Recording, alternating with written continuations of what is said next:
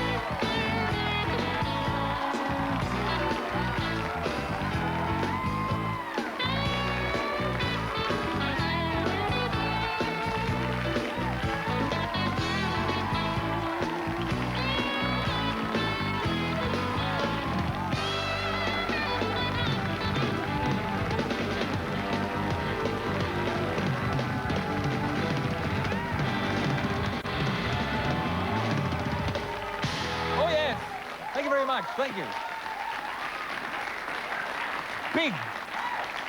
Big Thursday night audience, including Cassandra there, and I see every single one of them.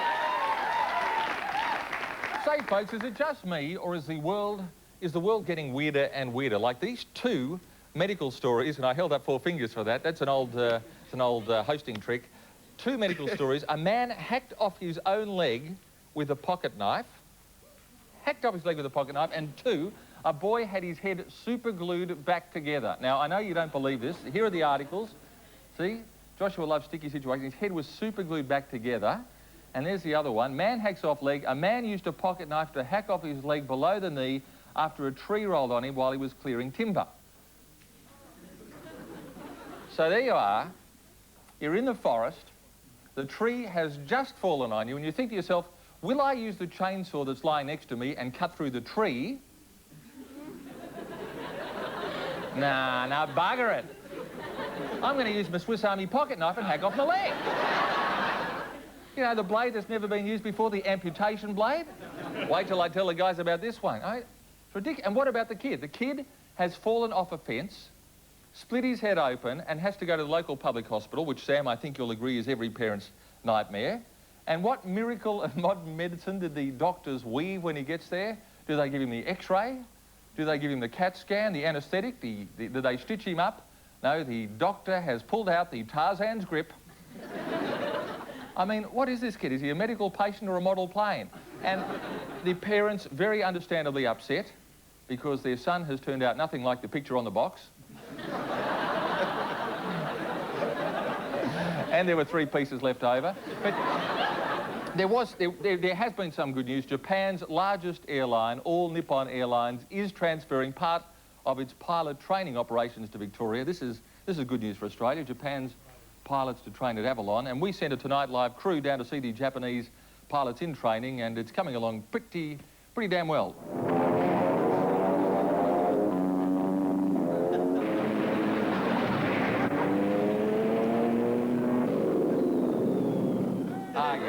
Yes. Garuda looking pretty good. And the mouse plague, of course, that has hit South Australian farmers. We could run thanks. The mouse plague that has hit South Australia does not show any signs of going away. Does not show one single sign of going away, but the South Australians aren't letting it get them down because their tourist commission has found a way to turn this mouse plague, pardon me, I dribbled.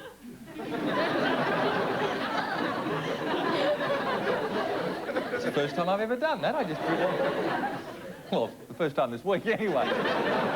It was you with that drumstick, Cassandra. So there, the mouse plague, South Australia, but the Tourist Commission has turned it into a, they've turned it into a plus. They've got an annual event now based on the mouse plague. Here it is.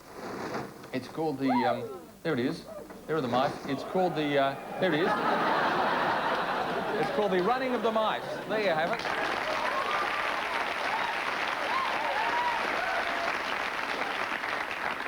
Oh, sorry about that. Don't forget, Ben Elton's on the show with Stubbsy tomorrow night, but tonight we have got a huge one for you. We're meeting the kosher Kiwi comedian Deb Filler, Lillian, Bridget, Sophie and Denise are helping you clean up your act, and Neil Murray is here to sing for us. But the media has literally been full of talk lately about television's ageist policy when it comes to female presenters. Now, here to defend women's right to wrinkle and stay on TV is the host of Radio National's Life Matters program, and an exception to the rule, would you welcome Geraldine Doogue.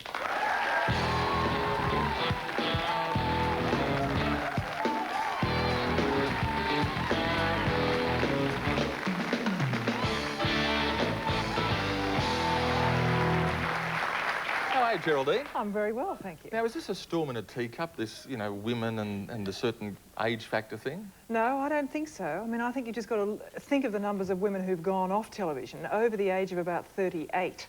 I think that's about the cut-off point. Beyond that, it becomes very much use-by date. Very, very fragile to stay on air. So you think there is a use-by date, or there's a perceived use-by date for women on television? Well, I think there is a real use-by date on women about women on television. I just don't think male executives get the kudos for fostering women over a long period of time, the way they do people like your good self, yes. And David Johnston and Brian Naylor and Brian Henderson and You're so saying that so I'm as old as David Johnston? That's fine. That's fine. Right. Would you thank Geraldine? No, but so you're saying it's a network thing, that the network itself is causing the problems and not the audience. The audience aren't dictating these things. That's my opinion. I believe the audience is now moving much faster than the executives. And I think politics is the cue to this.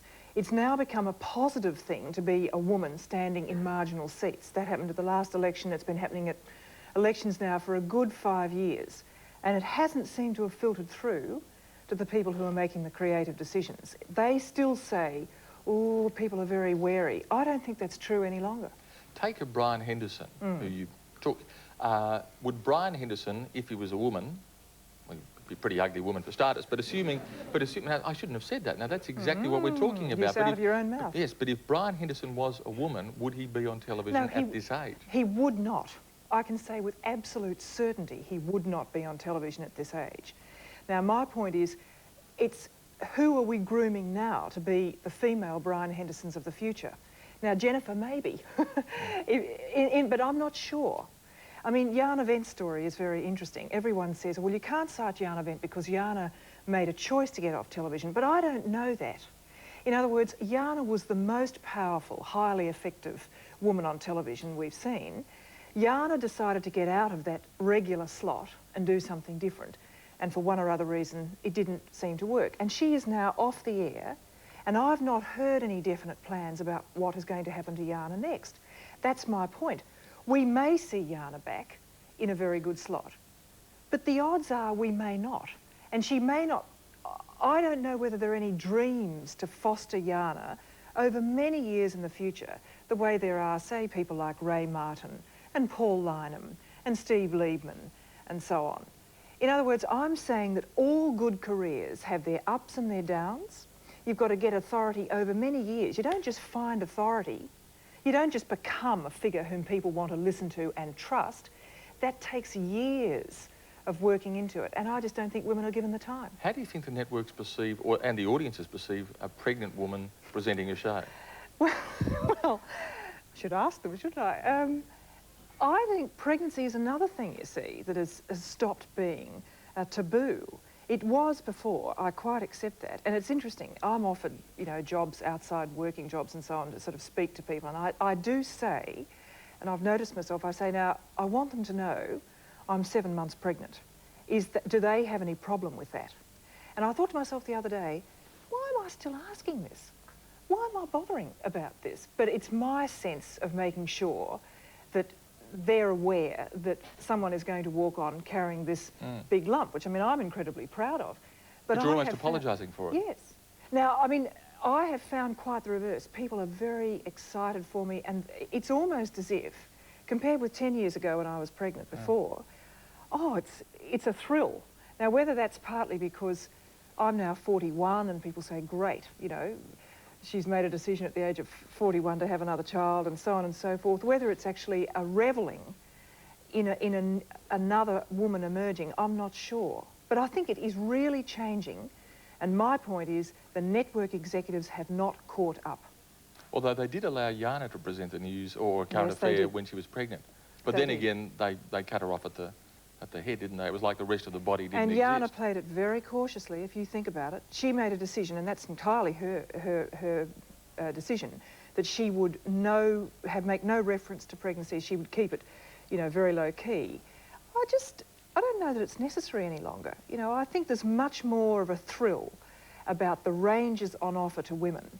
And I just wish that that could be reflected on television, not just so that we saw different looking women, older women who actually resembled the women we see and know and love, but so they were given the time to develop this authority. Which Because- only comes from continuous public you perception. know that's true, and I know, I mean, radio, for instance, that I'm doing now a lot, you just have to, your opinions are being tested, your style, your personality, and people come to learn about you. But that's taken me years. I've been in media 20 years. There are some women who are on television, and I think we've got some tape of some of them. Now, there's Mary Costacchides. Yes. She's doing well. Yes, she is doing well. Trish And Tricia, Goddard. now Trisha's just got back on. See, Trisha's had her ups and downs, and Trisha's got this great... Dame Edna. Well, She's doing particularly well. She's doing particularly well. And Will's from... And yes, from South Australia, and of course, who continually wins Logies constantly. That's right, the centre. And she has... And Jennifer. And Jennifer. Now, you see, I'm hoping that Jennifer is one of the people who leads the way. I think that she may well, but the trouble is Jennifer will know herself. You should ask her one day. Jennifer's probably not entirely sure whether there is a sort of subtle use-by date written over her name. Do network executives come to you and talk to you about your appearance and your looks and the wrinkles and the crow's feet and things like that? Is it Well, that overt? No, it's rather subtle, although you get little messages by default. Like I heard of somebody who was recently auditioning for an ABC show, which I won't name, and I was told this particular woman, who I think is terrific, was too textured, was the quote. Now, textured. I'm not quite sure what... So it's not wrinkles anymore, it's textured. So I instantly thought, oh, now am I textured? I mean, in other words, you sent messages, and I absolutely know there are certain executives, they say, oh, there's a great young woman coming on. Like, it's always the next woman off the block. That's right. Rather than, who have we got in our stable of talented people in whom we've invested a lot of money? How are we going to find a new venue for her or him? And Why should the use-by date be so much earlier for women than it is for men? In the States, in fact, it's the opposite. We've got some footage of people in the States, female presenters. Yes, you're going to have to... Yep, Sally Jessy Raphael. Sally Jessy Raphael, yes. And God knows who that is. And of course Murphy Brown. Yes, you see, in the States... and who's that? That's Joan Rivers. Joan Rivers, but...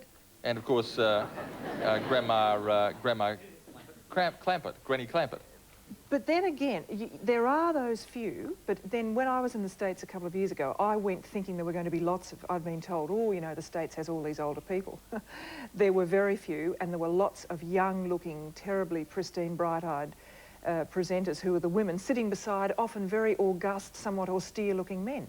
The silver-haired look. Absolutely. And I mean, in other words, a few gems do not make the story. As I said at this conference the other day, the real definition of feminism I like is when mediocre women do as well as mediocre men. That is a good definition. Now, last time you were on the show, we had an expert on. Do you remember him, Dr. Lim? Oh, yes, the Chinese man. Dr. Lim suggested you change your name. Here's what happened you were on last time, Geraldine. And what should Geraldine change her middle name to, Dr. Lim? Geraldine... Francis it was. Yeah, Francis is fine, is very weak.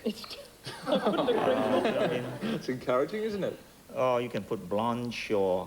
Blanche? Or, Where did you get these names from? Todd and Adam, you get them up watching soap operas, don't you? Like Blanche, or you have Claire, or Azura, some of these... Azura? Eastern, yeah, Azura is 9. Azura is 9 out of 10. He fought Fennec. No, that was Azuma. Azuma. Yeah, 9. He had that numbering system of names. Right. Have you changed your name at all? No, I stuck with Francis. Oh, well, see, there's the problem, you see, Geraldine. You think that's it? Women have to change their names. It's as simple as that. It's okay. Geraldine Doogue sticking around for the show. Right. Right now, it's time for the very latest news headlines with Naomi Robson. Thanks, Steve. Coming up in our news later in the show, 4 Australians are dead after their light plane crashed in Florida. Human error is blamed for a collision between 2 trains in the Blue Mountains. Paul Keating backs away from his promised tax cuts. Police in America investigate the death of a boy who they believe was strangled by his pet python. And the studios famous for the Star Wars and Indiana Jones trilogies close in Britain. And I'll have those stories for you later in the show. And thank you, Naomi. You're talking to Geraldine, who is... How many months pregnant, Geraldine? 28 weeks, about 7 months, 7 and a bit months, 10 weeks to go. And all going well? Yes, very well. Is it going to interrupt your career, having A baby now. a baby at this point? I'm taking 6 months off, I've decided. I want to take 6 months off, but I don't think it will. Now, you know, I sort of feel very sure that I can go back into radio quite happily. Yeah. Excuse me, Well, I'm not Jack. going to argue, but I'm Jack. telling you a million times, and I'm not going to tell you again. You only read books or something. Look, I'm not listening. I'm Sorry, not listening. Geraldine. Well, that's your trouble at your age. You don't listen. That's the problem. I'm telling you now, and it isn't. I don't know what else to say. What else am I saying? What do you Jack. want to You say? should listen to me because I'm not I've gonna been... listen, 'cause Yes, Jack. Yes, Jack. Mr. Vizard. Yes, Mr. Vizard. I'm sorry, we are doing a show over here. I mean, you know, I'm trying to talk to Geraldine. Is there a problem? Well, look, I'm the senior guy around here, and this whippersnapper, I mean, he just, you know, he just thinks he knows everything. Well, I know this. Well, what are you fighting over? The Centrepoint Tower in Sydney. Yeah. What about it? Well, Jack reckons that the Centrepoint Tower is 18 kilometres high. That's right. Now, sorry. I'm sorry, but it isn't. Well, How tall do you say it I'm is? telling... Sorry? How tall do you say it is, Dane? Well, it's 300 metres high. And how tall do you say, Jack? It is. 18 kilometres, Mr. Vizard, from top to bottom. 18 kilometres. I'm sorry, we have a minor dispute here, Geraldine. We're going to have to settle it in the traditional way. We're going to have to move outside. Can we get the chairs and the fire extinguishers? We're going to have to take a break. We'll be back with more after this. I'm sorry.